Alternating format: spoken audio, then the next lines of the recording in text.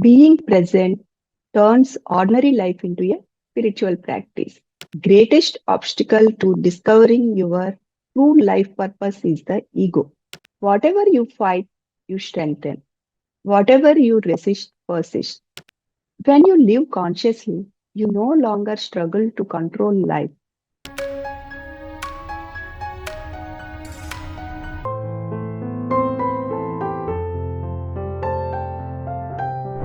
Hello, friends. My name is Vishali from Visakhapatnam, Andhra Pradesh. Welcome to this Swadhyaya session. I am going to present a book, Finding Your Life's Purpose by Eckhart Tolle.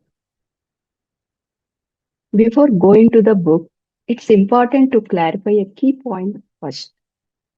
There is no standalone book by Eckhart Tolle titled Finding Your Life's Purpose. It is a discussion based on the book, A New Earth, in the form of an audiobook. Let's know about the core theme of the book. The common view about the purpose of life is something The common view about the purpose of life is something you do out in the world. What you do for living, like being a doctor, engineer, artist, etc. In Tolle's view, these are secondary purposes of life. Our primary purpose is to align with awakened consciousness. This inner shift in awareness is the most important thing you can do for yourself and the world. His teachings focus on life's ultimate purpose is not something you achieve or find in the external world, but it is to awaken to the present moment and live in alignment with conscious awareness. Now let's understand chapter wise steps to achieve the purpose of life. Chapter 1. The two purposes, inner and outer. First, we go with our outer purpose. Our outer purpose is related to the world of form, your job, roles, goals, and activities. Outer purpose changes throughout life, being a student, parent, teacher, artist, etc. The outer purpose gives structure to your life, but it is not your true fulfillment. If you rely only on outer success for happiness, you remain restless and unsatisfied. Now know about the inner purpose, that is awakening. Our inner purpose is the same for everyone, to awaken to consciousness, to become fully present in each moment. It is about being, not doing. Being means align with consciousness or flow of life. When you live from presence, your outer actions become aligned with peace, creativity, and intelligence. It comes from your intelligence. Let's see how you get harmony between inner and outer purpose. When inner purpose flows into outer purpose, that is awareness into action, your life becomes effortless and meaningful. There is no stress. You enjoy what you do. You no longer chase success to feel complete. Instead, your actions come from a sense of wholeness and service. The question shifts from what do I want from life to what does life want from me? Let's see how to get this in our daily practice.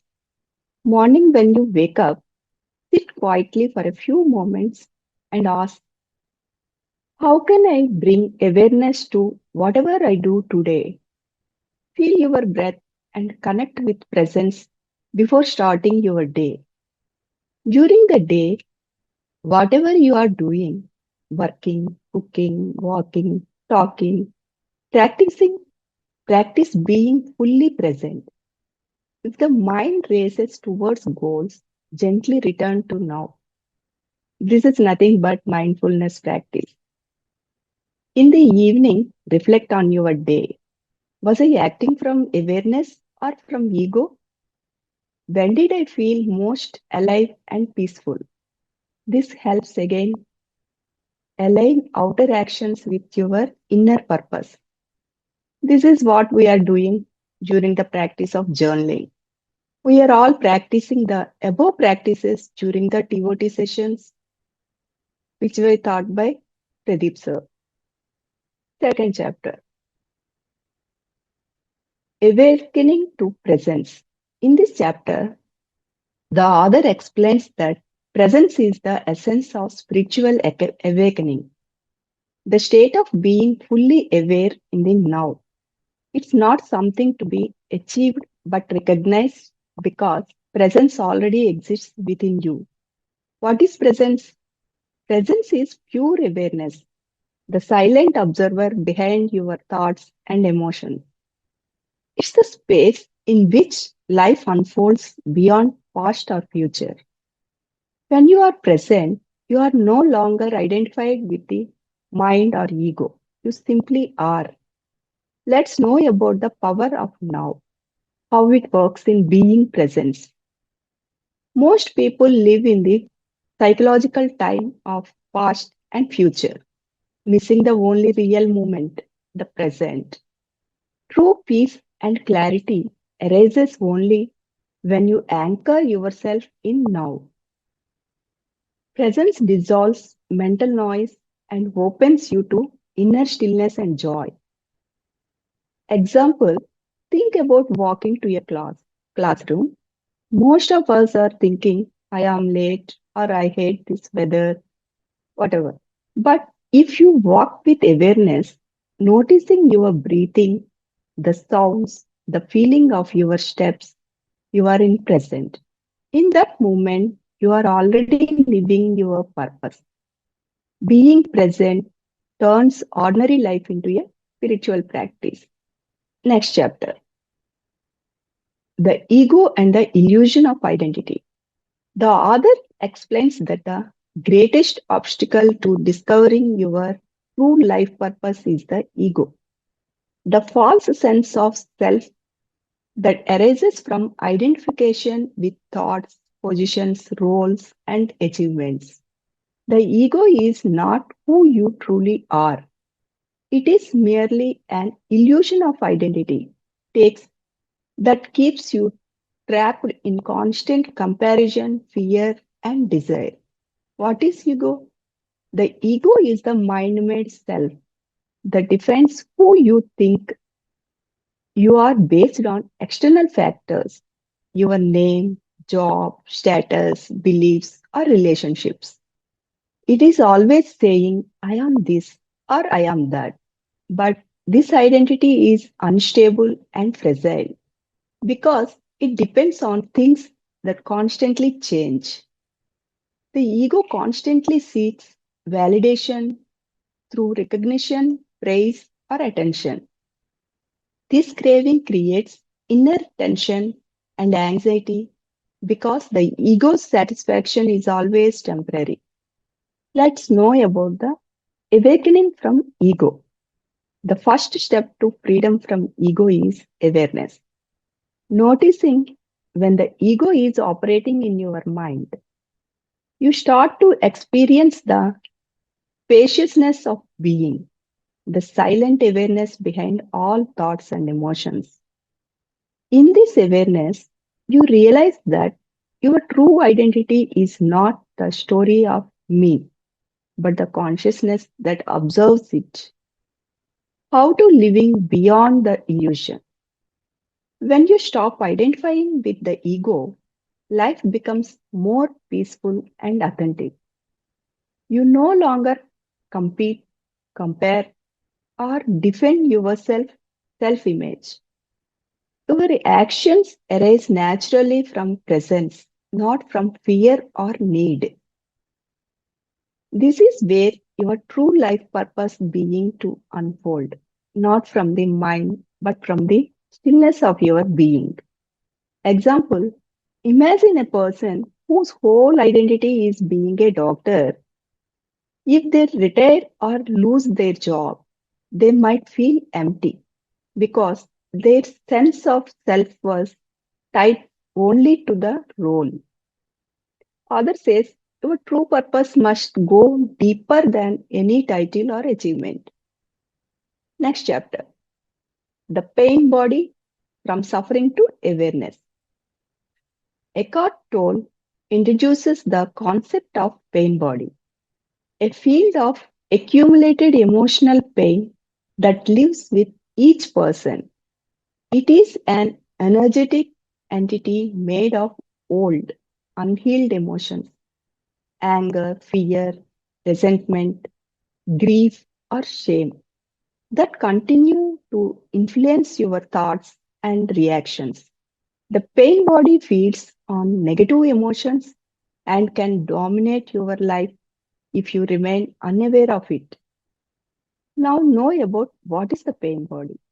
The pain body is like a dense emotional energy field that resides inside you.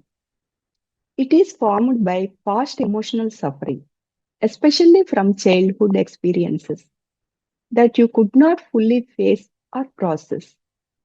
Whenever something happens that resembles a past hurt, the pain body awakens and takes control of your thoughts and emotions.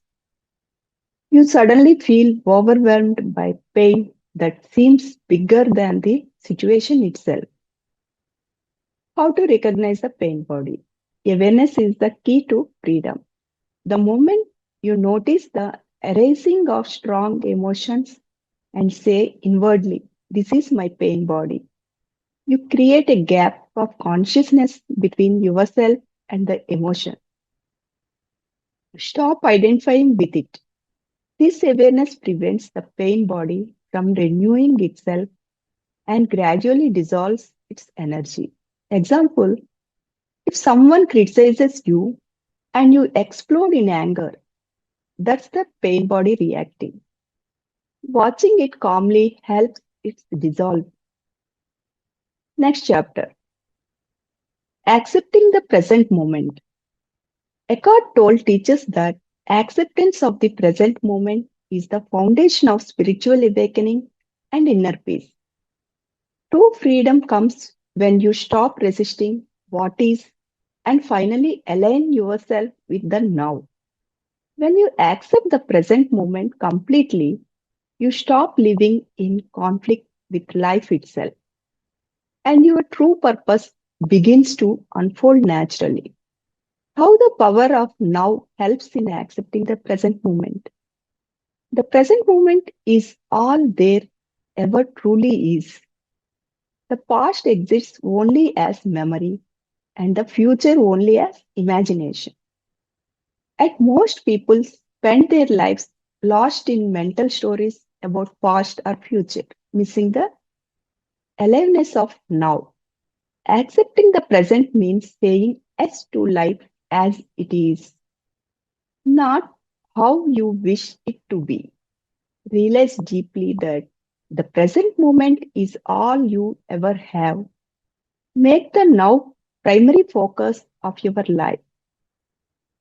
Resistance creates suffering. When you mentally resist the present by complaining, judging, or wishing it were different, you create inner tension and suffering. Resistance can be subtle, like irritation, boredom, or restlessness. Acceptance does not mean you approve of everything. It means you stop fighting with reality. Only when you accept the present can you take conscious action to change it. Whatever you fight, you strengthen. Whatever you resist, persist. Our sir is repeatedly teaching this. From reaction to response. When you live in acceptance, you respond consciously instead of reacting automatically. Your actions become simple, clear, and effective because they are not driven by fear, anger, or resistance. Acceptance connects you to intelligence beyond the mind, the universal consciousness that guides you towards your true purpose. You realize that Life is not happening to you, but through you. Example, if you miss the bus, instead of getting angry, you take a deep breath and accept it. That calmness changes your experience. Next chapter, the joy of being. In this chapter, the author reveals that true joy is not something you achieve through external success, relationships, or positions. It is the natural state of your being. This joy arises spontaneously when you are fully present and free from identification with the ego or mind. It is the inner aliveness that shines when you are in harmony with life itself. What is difference between joy and pleasure? Most people confuse joy with pleasure. Pleasure comes from external experiences. It is temporary and dependent on conditions like achievements, praise, or comfort. Joy, however, comes from within.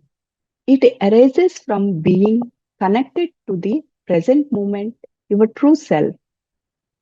When you are present, even simple things, a breath, seeing a flower, or a moment of silence can fill you with deep contentment. Joy does not come from what you do, it flows into what you do. Living the joy of being. When you rest in awareness rather than thought, you touch the essence of being. Pure consciousness is beyond form. Joy of being does not mean you never experience sadness or pain. Those are part of our life. But even in difficult moments, a deeper peace remains untouched. You begin to sense that who you truly are is beyond thoughts, emotions, or situations. That silent presence within you. That's where true joy lives. Example, sitting quietly and watching the sunset. You feel peaceful for no reason. That's the joy of being. Next chapter, doing through being. The author explains that true creativity, effectiveness, and fulfillment in life arises when your actions come from a state of being, not from the restless activity of the egoic mind. When you are rooted in presence, everything you do is aligned with the intelligence of life. This is doing through being. Example, a musician plays from the heart space, not for fame or anything. That's doing through being. The balance between doing and being. Human life has two dimensions, doing and being. Most people live only in the doing dimension, constantly striving, planning, and chasing results. Without the connection to being, doing becomes driven by fear, desire, and ego, leading to stress and dissatisfaction. Doing flows from the depth of being. It is not separate from it. Let's learn about the egoic doing. Ego driven doing comes from a sense of lack, the belief that I am not enough yet. I must achieve something to become complete. Ego creates tension, impatience, and burnout because the mind is always focused on the future result, not the living in present. Even success, when achieved from this state, brings only temporary satisfaction. Let's know how doing from presence works. When you are present and stillness inside, your actions arise naturally and spontaneously without strain or resistance. You do what needs to be done in the moment, fully and consciously, and let go of the outcome. This kind of doing is infused with peace, creativity, and power because it is in harmony with the intelligence of life. When you act out of being, You become a channel for the creative power of the universe. Next chapter, the end of striving. In this chapter, the author explains that the endless striving for future fulfillment is the root cause of human suffering. When you live through the mind's constant search for something more, you remain trapped in dissatisfaction. Freedom and true purpose emerge when you stop striving and rest fully in the present moment. When you realize that you are already complete, the inner stillness of being, when striving ends, stillness arises. This stillness is not laziness or passivity. It is a deep peace that underlies all action. From this inner stillness, action becomes clear, effortless, and intelligent.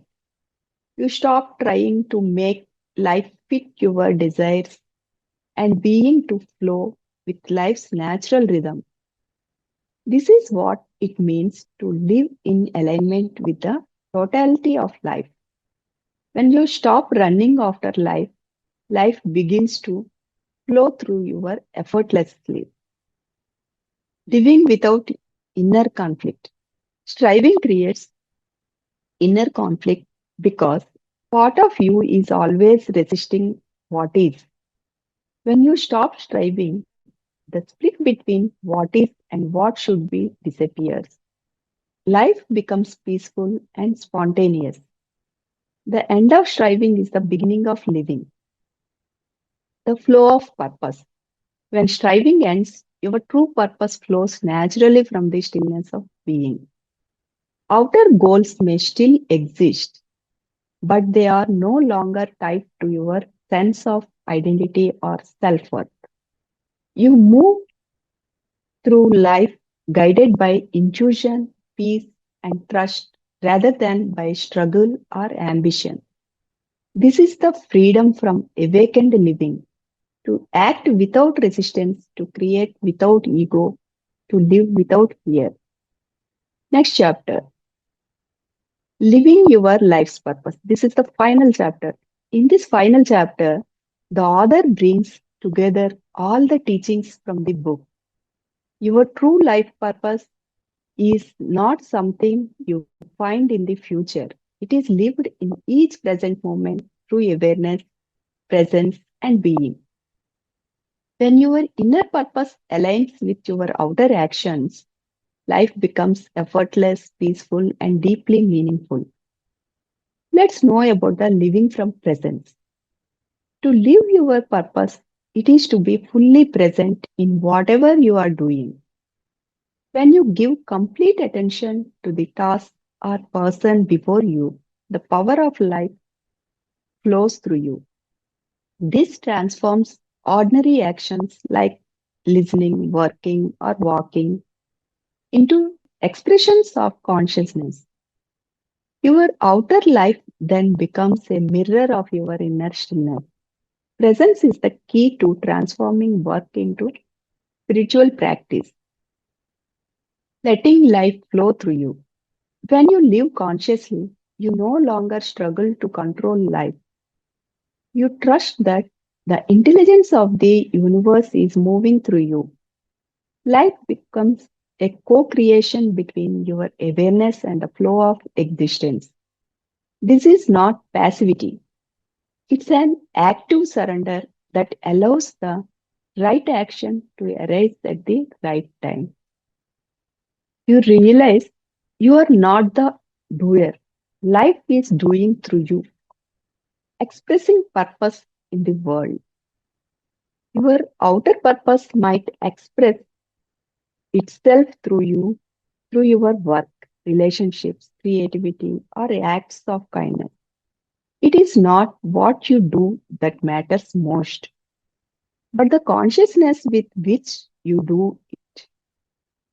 When your actions come from being, they carry the energy of peace, compassion, and clarity.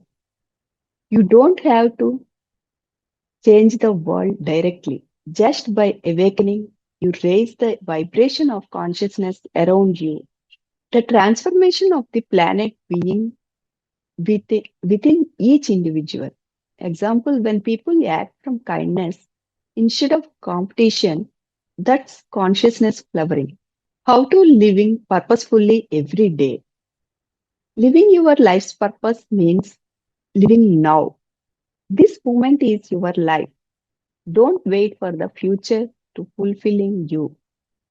Each moment offers the opportunity to awaken, to be still, to act consciously.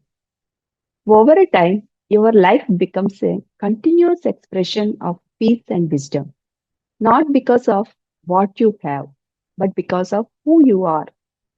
You are the universe expressing itself as a human form. Example, when you live consciously, even small things, listening, helping, creating, become part of your true purpose.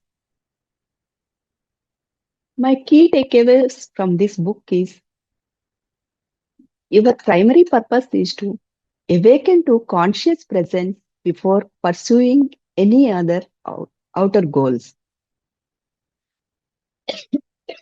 You don't have to look for your purpose.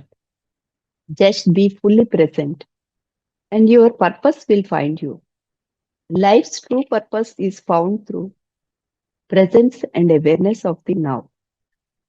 By transcending the ego and living in alignment with the flow of life, your true purpose naturally unfolds. Relationships serve as mirror to awaken you to deeper presence and love. My deep understanding about this book is being is more important than doing. The more you live in the now, the more clearly your purpose reveals itself. Thank you. Thank you, my dear friend, for listening with lots of patience. Thank you to Pradeep sir for giving an opportunity like this to explore ourselves. Thanks to the loving supporting team and from bottom of my heart. Thank you so much.